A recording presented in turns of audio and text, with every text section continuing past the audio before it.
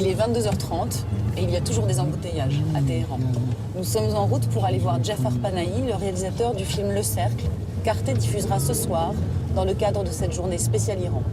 Jafar Panahi est l'un des réalisateurs les plus inspirés de son pays, connu pour le réalisme social qu'il exprime à travers ses films.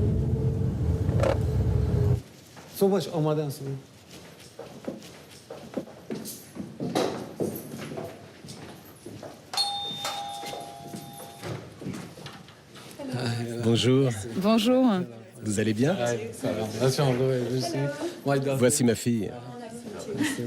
Là, il y a beaucoup de vos films qui sont en langue étrangère,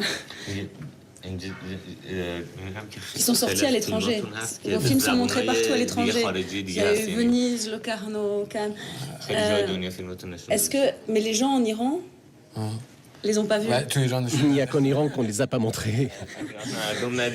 C'est pas trop dur pour un réalisateur qui parle de son peuple, qui parle de problèmes de société, que vos films ne soient appréciés, vus, admirés à l'étranger et que les gens ici ne puissent pas les découvrir? Parce que personnellement, c'est pas trop difficile.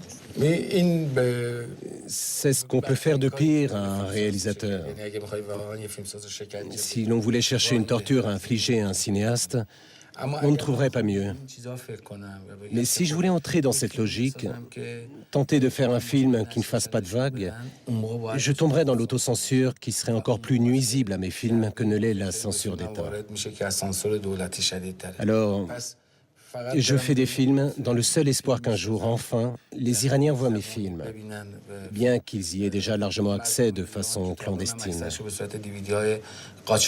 À travers mes films, je livre un témoignage de l'histoire. Je dis, voilà comment nous vivions à cette époque, dans ces circonstances. Je ne peux faire cela qu'en toute honnêteté, en ne mentant ni à moi-même, ni aux spectateurs.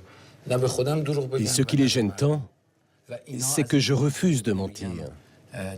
Si je mentais, tous mes films auraient eu l'autorisation de sortir. Est-ce que vous sentez que vous êtes en résistance?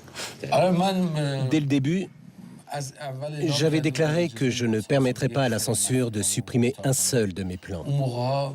À l'époque, on pensait ici que je fanfaronnais et qu'un jour ou l'autre, je finirais par céder et que je permettrais enfin à la censure d'intervenir.